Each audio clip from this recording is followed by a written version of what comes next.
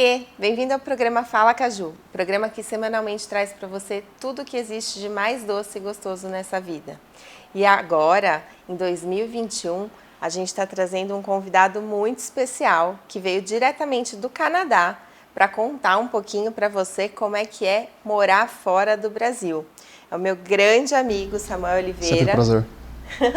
Que aceitou o convite para vir aqui contar para a gente todos os meandros dessa viagem. Samu, obrigada pelo seu... Prazer é meu, Ju. Obrigado por me receber no seu programa, nesse sofá, onde várias pessoas legais já passaram por aqui. E espero poder contribuir com o programa.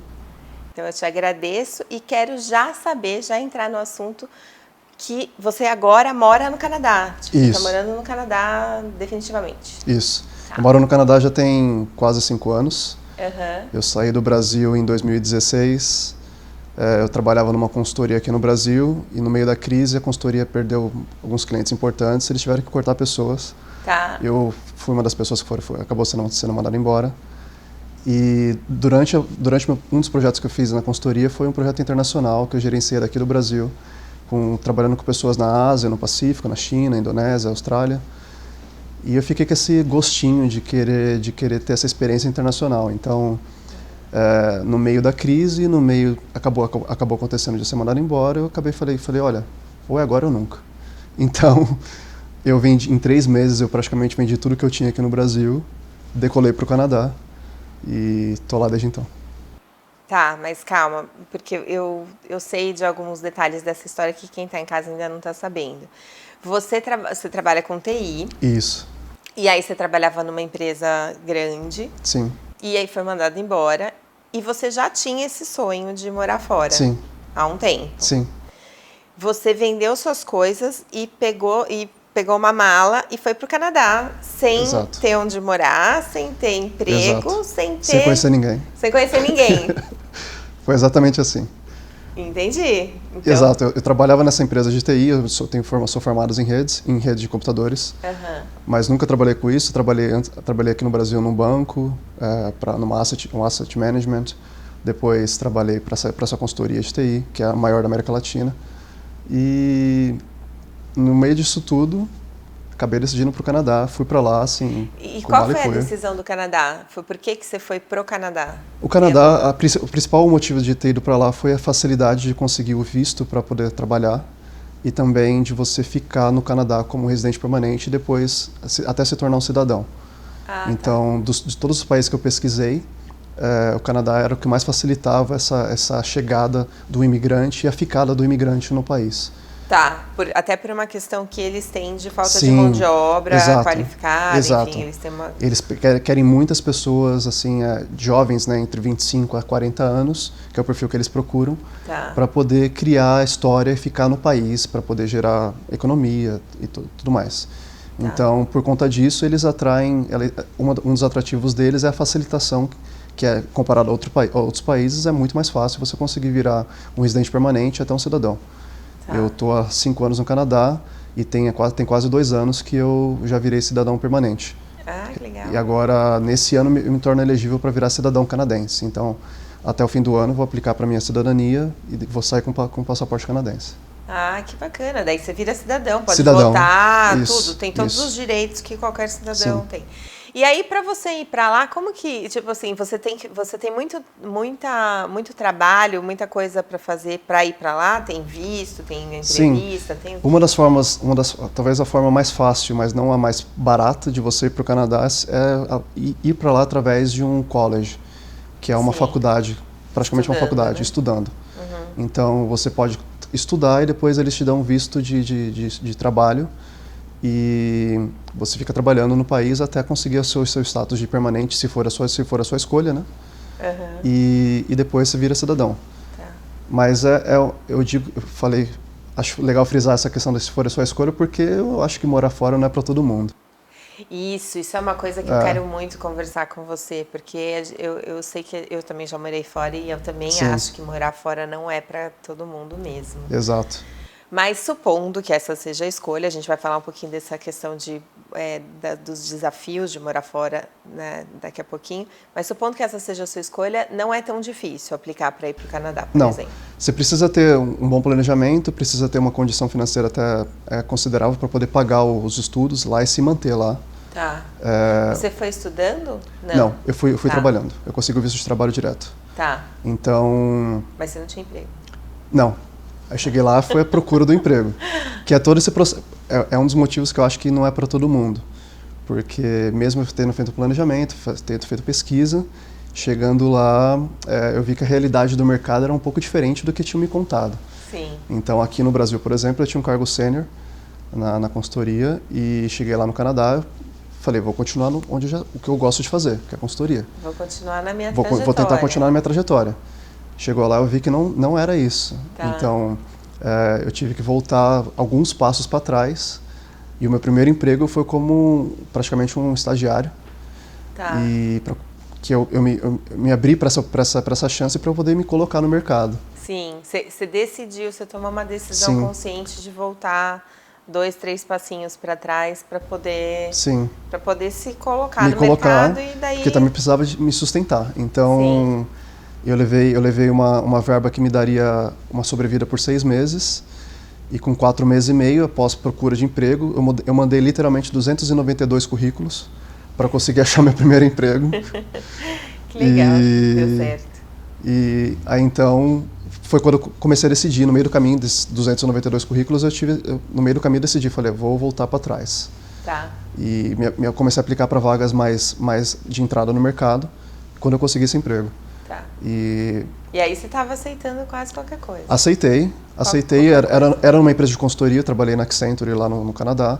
Era uma empresa de consultoria, só que eu trabalhava na parte de projetos. Tá. Na unidade de projetos deles. E o meu primeiro dia no trabalho foi no cliente, um banco. E a minha primeira experiência de trabalho lá foi entrar numa call, numa conferência, uma audioconferência com 30 pessoas de vários lugares do mundo. Tinha chineses, tinha indianos, tinha russos, tinha canadenses, tinha alguns africanos de lugares diferentes na África. E eu lá, que o meu papel era fazer ata da reunião. Ixi. Então, assim, eu estava numa call sobre o desenvolvimento de um sistema de projeto e sem ter contexto, ouvindo várias vozes com vários sotaques diferentes, tentando entender o inglês. E a minha resposta para a pessoa que estava esperando a ata foi, olha, desculpa, mas eu não consegui fazer. Não consigo fazer porque eu não entendi nada. Não deu.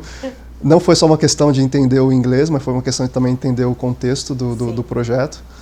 Então, eu tive um pouco essa dificuldade de me adaptar com a língua, não só com o inglês em si, mas também com os diferentes sotaques, né? Sim. Que nós brasileiros, quando vamos falar inglês, a gente tem um sotaque, um francês vai ter um outro, um russo vai ter um outro, então cada um traz um pouquinho da sua língua nativa no inglês. Sim. O que acaba dificultando um pouquinho você de entender. Mas uma coisa que eu super gostei do Canadá foi que eles são super, super receptivos. Dizem que é um pouco diferente dos Estados Unidos, né? Que nos Estados Unidos, se você vai sem falar muito inglês, eles vão tentar te jantar ali, né? Como dizem. Eles não são muito pacientes. Sim, o canadense é mais... O canadense é super receptivo, super calmo, super tenta te entender, te incentiva. Mas calma, porque eu quero saber muito mais sobre o Canadá, só que a gente vai ter que dar uma paradinha pro intervalo. Claro. E aí, quando a gente voltar, eu quero saber mais dos perrengues e mais também das coisas legais que Legal. aconteceram. Pode ser? Pode ser. Então tá joia. A gente já volta.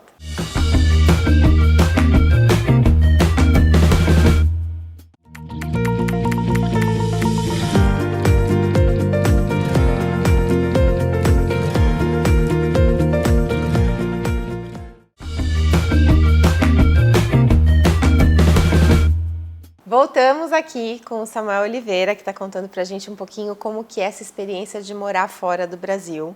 Então, a gente já falou um pouquinho desse primeiro dia com a dificuldade do inglês, sim, mas que o canadense ele é bem acolhedor. Você teve muito problema com essa questão da adaptação da língua e desse entendimento, sim, mesmo? Eu acho que a adaptação da língua foi uma das dificuldades, né? Tá. Porque você está num lugar onde ninguém te conhece. Você não tem referências, você não tem histórico, você não tem nada. Então, para abrir uma conta num banco é uma dificuldade. Você passa por uma entrevista para abrir uma conta num banco. Sério? Sim. Eu tive que falar por que eu estava fazendo no Canadá, qual era o meu plano no Canadá, de onde que eu estava trazendo dinheiro, tive que mostrar provas. Então, para alugar um apartamento, por exemplo, foi outro perrengue. É outro processo de entrevista, um formulário, uma concorrência. Então, assim, você tem que constantemente se provar, porque ninguém te conhece. Sim. Então, o inglês, eu tinha uma base de inglês aqui no Brasil, que eu tinha estudado um pouco, e eu achava que eu sabia falar inglês. Quando eu cheguei no Canadá, eu percebi que não era muito assim, não. Eu conseguia me comunicar o básico, mas o inglês mesmo, eu digo que eu aprendi no Canadá.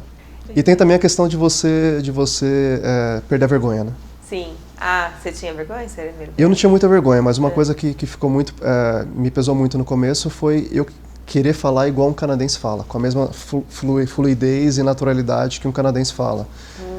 Eu levei um tempinho para entender que eu sou brasileiro, eu nasci no Brasil, eu posso falar inglês fluente, como eu falo hoje, sem muita dificuldade, mas eu acho que talvez eu não consiga chegar no mesmo nível de fluência e naturalidade que um canadense, porque ele nasceu falando aquilo. Sim, e a fluência vem, né? A fluência vem com o tempo, tem que ter paciência, tem que ter perseverança, então... Como que eu acho que eu falo para todo mundo que fala comigo sobre Canadá, né? Muitas pessoas nesses anos já vieram perguntar como é que é aí, como é que eu faço para chegar. Eu falo, olha, se você tiver disposição para correr uma corrida de uma maratona, acho que você tem uma chance de dar certo. Agora, se você está vindo para cá achando que você vai vencer uma corrida de 100 metros, não é muito o que você tem que fazer. Porque tudo leva tempo, né?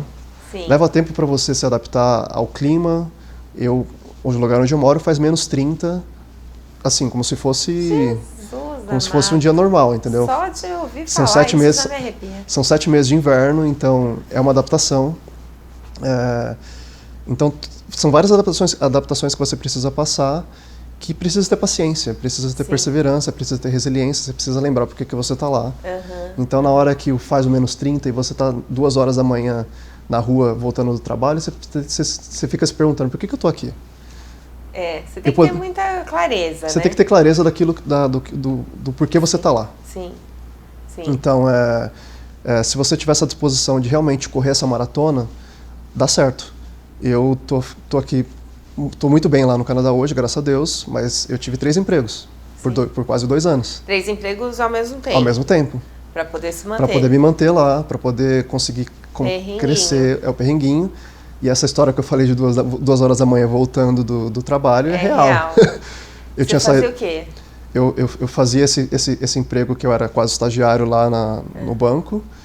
E depois eu fazia garçom em eventos, eventos corporativos e tal, em 2 empresas diferentes. Você fazia garçom 2, tá. Era o mesmo trabalho, mas com 2 empresas diferentes. Então, eu lembro claramente, um dos dias que eu quis voltar para o Brasil, eu fui para esse evento de Ano Novo, de Natal, que era uma festa de uma empresa, num bar, super longe de onde eu morava. Eu precisei, acho que, tomar 2 ou 3 condições para chegar no lugar. Aí eu fui para o evento para fazer eu ia servir vinho para as pessoas na festa, só que chegou lá, o assistente do bartender não foi. E eu precisei ser o assistente do bartender. E o assistente do bartender é pegar as caixas, pegar os vinhos, os copos sujos, limpar, colocar não sei o que, limpar o bar, suprir o bartender com tudo que ele precisar.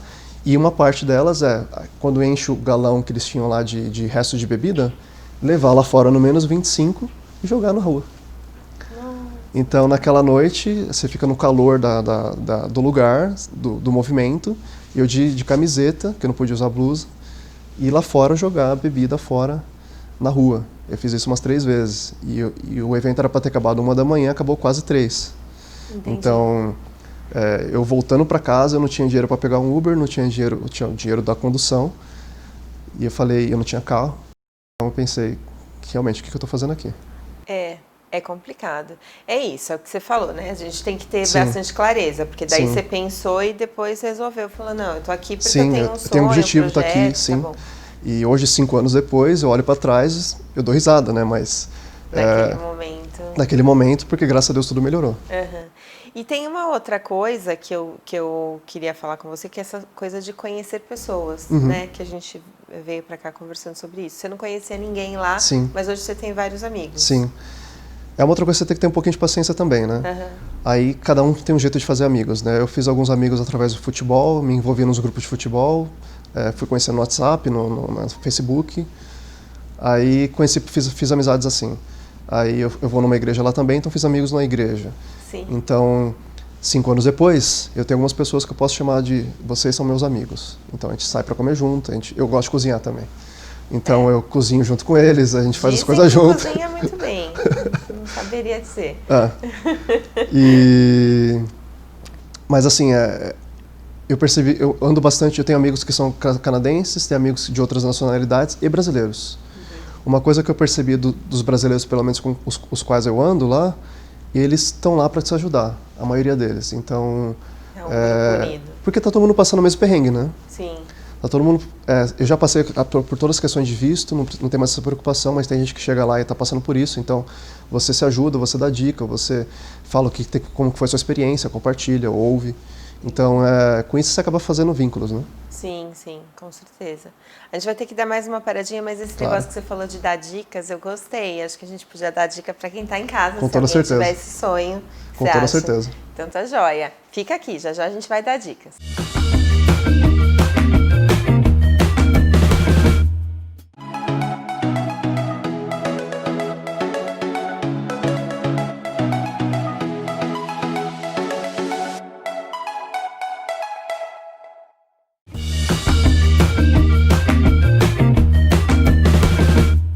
Oiê! Voltamos aqui com o Sam Oliveira falando sobre morar fora do Brasil. E aí você tinha falado que você, quando chegam às vezes alguns brasileiros, você dá dicas, as pessoas se ajudam. Para quem está em casa, de repente tem esse sonho de morar fora do Brasil, ou de ter essa experiência, o que você indica? Acho que as 3 dicas que eu deixaria para quem pretende sair do Brasil para experimentar ter essa experiência, né? Seria ter planejamento, seria ter a capacidade de você estar aberto a sair um pouco do seu planejado e resiliente. Tem que ser bastante resiliente. Com isso eu digo assim, é bom planejar. Então, para onde você quer ir, o que você quer fazer, quanto tempo você quer ficar, quanto dinheiro você vai precisar levar, já tem contatos no local, como funciona o mercado de trabalho, como funciona a questão de saúde. Todas as questões que são parte da vida que você tem no Brasil, você tem que meio que tentar imaginar como seria no lugar para onde você quer ir. E pesquisar isso. Pesquisar bastante, conversar com as pessoas. Tem muitos grupos no Facebook, muitos grupos de WhatsApp que está por aí, que as pessoas já se dão dicas, já se perguntam, já se falam, você pode ler, pode perguntar. Eu mesmo, eu sou super aberto para conversar sobre o Canadá, que é onde eu conheço, com quem quiser falar comigo. Então a gente vai colocar seu Instagram vamos colocar os contatos. A gente vai colocar seu Instagram com toda certeza. Para quem quiser tem esse sonho, quiser falar mais com você, pode te procurar. Super aberto para isso. Tá bom. A segunda coisa, acho que eu diria, você vai ter um planejamento, mas às vezes você chega lá na hora, não sai muito certo como você planejou. Sim. Então você tem que ter essa capacidade de vou fazer dar certo. Estou aqui para fazer dar certo, independente do que eu preciso fazer. Então, se você tiver um pouco dessa mentalidade, grande chance de dar certo. E paciência, né? Como eu comentei, vida fora não é uma corrida de maratona. Você tem que ter a paciência, o físico, todo o preparo para correr 42 quilômetros. Tá. Não é só 100 metros. Tá. Se você tiver essa paciência, dá bom no final. Mas essa coisa de você, quando você fala paciência, é justamente essa questão de que você vai ter que se provar para todo mundo. Sim, exatamente. Tem que conhecer pessoas novas, aqui você já tem uma rede. Fazer seus contatos, desenvolver pessoas, se abrir para não ter talvez o emprego que você desejaria no começo. Se provar para todo mundo. Como eu comentei, a questão de abrir uma conta no banco é difícil.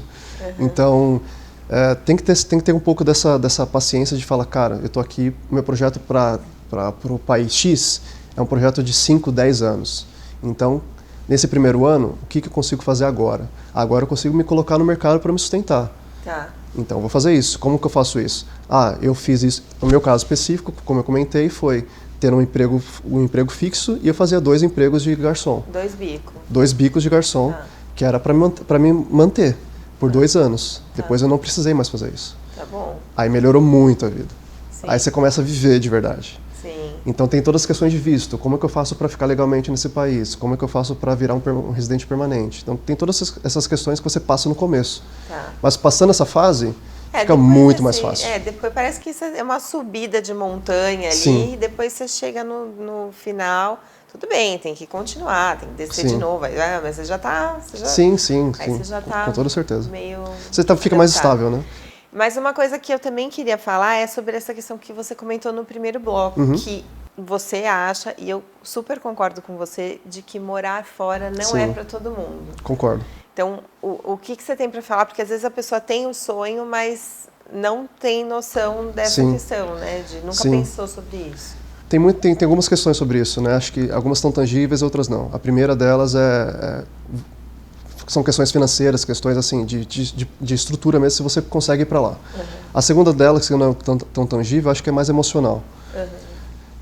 Não sei, qual o seu nível de apego com sua família? Você consegue ficar longe da família? Você consegue ficar longe de todo mundo que você conheceu? Você consegue estar num lugar onde ninguém te conhece? Você consegue não ter ninguém para conversar por algum tempo? Que é mais ou menos isso que você passa. Então, essas questões assim que as pessoas não contam muito, você não vai ver nas manchetes, elas dificultam muito a sua vida lá porque você está lá sozinho. A verdade é essa. Eu me senti por um bom tempo numa multidão sozinho. Muitas pessoas ao meu redor, mas eu estava sozinho. Não tinha com quem conversar, não tinha com quem contar a minha história, não tinha com quem perguntar, não tinha com quem compartilhar. Então, assim, é difícil, é muito difícil isso. E as pessoas experimentam também o que eles chamam de homesickness, né? Que você fica fora do país, você começa a ter uma depressão, você começa a ter uma ansiedade, você fica choroso. Assim, aquela saudade extrema. A saudade extrema que você não sabe muito explicar por que está acontecendo. Então tem esse processo também, você passa por esse período. Sim. Então acho que todas essas questões, somadas às dificuldades de estar num lugar novo onde ninguém te conhece, onde tudo é mais difícil para você porque você é novo lá mesmo, acho que na minha experiência pessoal e no que eu vi nessas pessoas que chegam lá no Canadá, nem todas ficam. Porque não aguenta passar por isso, não aguenta passar pela mudança climática e tudo mais, entendeu? Passar por esse frio não quero não. Mas quando eu morei fora, uma coisa que esse negócio do homesickness, né, dessa saudade extrema, eu via qualquer pessoa falando em português, porque eu não tinha ninguém para falar em português, né? Eu namorava um espanhol, eu trabalhava numa multinacional, não sei o quê. Eu não falava português nunca. Eu via a pessoa falando em português e começava a chorar. Uma coisa louca. É exatamente isso. Eu sou cristão, né? Então eu lembro a primeira vez que eu fui numa igreja brasileira foi quase 2 anos depois que eu estava no Canadá. Tá. Eu entrei na igreja e ouvi eles falando português e eu chorei. É exatamente o que você falou. Que traz a memória daquilo que era um pouco da sua casa, né? Quando você estava no Brasil. Então assim, é muito gostoso ter essa experiência, mas a experiência de morar fora, mas realmente não recomendo para todo mundo. Você tem que ter muita clareza do que você quer. Seu sonho tem que estar muito certo na sua cabeça para você continuar, batalhar por aquele sonho. Ótimo. E você não volta mais para cá? Você não tem esse plano? Eu acho que nunca mais é uma palavra muito forte, né? Não, você não volta mais. Eu pretendo voltar para o Brasil, mas eu não sei quando ainda. Não é cedo. Não vai ser cedo. Não vai ser por enquanto. Mas assim, talvez bem mais para frente. Tá bom. Sim. Você hoje está ótimo lá. Tá, graças a Deus, muito bem. Eu tenho um emprego muito bom, continuo trabalhando nesse banco, estou numa posição boa, tenho o carro dos meus sonhos, moro num lugar muito bonito, tenho amigos, então assim, hoje tá tudo 5 bem. anos depois, parece que a vida não... 5 anos atrás, o Samuel de 5 anos atrás não enxergaria tudo isso que aconteceu para mim hoje. Sim. É uma perspectiva muito melhor. Maravilhoso.